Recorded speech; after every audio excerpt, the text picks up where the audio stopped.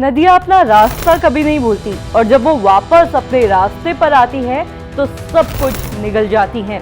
चलिए आज आपसे एक सवाल पूछते हैं कि क्या हमारे पुरखे, हमारे दादा परदादा आज के मॉडर्न इंजीनियरों से ज्यादा समझदार थे? अब आप कहेंगे कि ये कैसे सवाल है, वो तो पुराने जमाने के लोग थे, आज तो साइंस और टेक्नोलॉजी का जमाना है। लेकिन ये तस्वीरें देखिए, थराली की, देहरादून की, चमोली की। हाल ही में आई आपदा ने इन जगहों को लगभग खत्म कर दिया। कई लोग और उनकी सालों की मेहनत से बने घर मलबे में समा गए। ये ताजा खबर चमोली के नंदानगर के धुरमा गांव की है। हाल ही में आई आपदा के चलते ये पूरा गांव तबाह हो गया।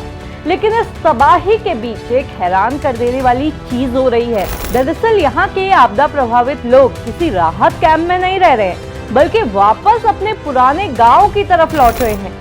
जी हाँ, 1 किलोमीटर ऊपर पहाड़ पर बसा धुरमा गांव, जिसे उनके पुरखों ने बसाया था, जिसे इन लोगों ने धीरे धीरे सहूलियत के चलते छोड़ दिया। आज वही पुराना दुत्कारा गया गांव आपदा प्रभावितों का पनाहगार बन गया है।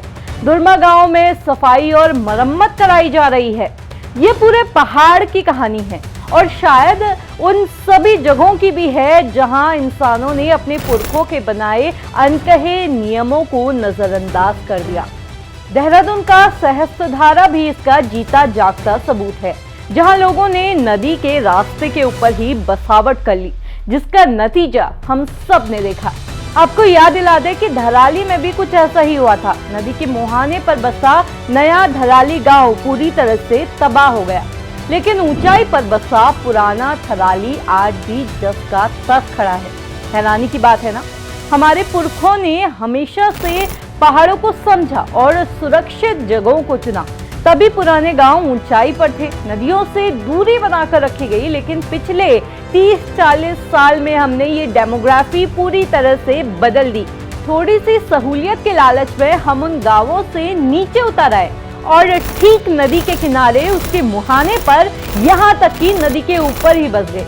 ये तो वैसे ही हो गया जैसे आप रेल की पटरी पर चारपाई डालकर सो जाए और सोचे कि गाड़ी तो कभी कभी गुजरती है। एक बात गांठ बांध लीजिए, नदी अपना रास्ता कभी नहीं भूलती है। हम भूल जाते हैं उनका रास्ता, इसलिए बसावट करके उनका रुख तक मोड़ देते हैं। पर नदी अपनी जमीन वापस लेने जरूर आती है, फिर चाहे वो 100 साल बाद ही क्यों ना हो। तो अब सबसे बड़ा सवाल ये है कि इन आपदा प्रभावित लोगों को अब कहां बसाना चाहिए? हमारे सामने 2 रास्ते हैं। एक रास्ता तो ये है कि लोग फिर से उसी नदी के मुहाने पर अपना घर बना ले और इंतजार करें अगली आपदा का, या फिर दूसरा रास्ता है कि हम उन पुराने गांवों को फिर से आबाद करें। वो गांव जो हमारे पुरखों की समझदारी की निशानी है, वो गांव जो आज पलायन की वजह से भुताहा बन गए हैं, उन्हें फिर से जिंदा किया जाए।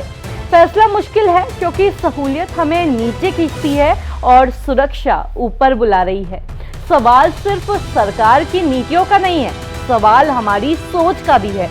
सवाल ये है कि हम विकास के नाम पर मिली इन सहूलियतों की कितनी बड़ी कीमत चुकाने को तैयार हैं। सोचिएगा जरूर।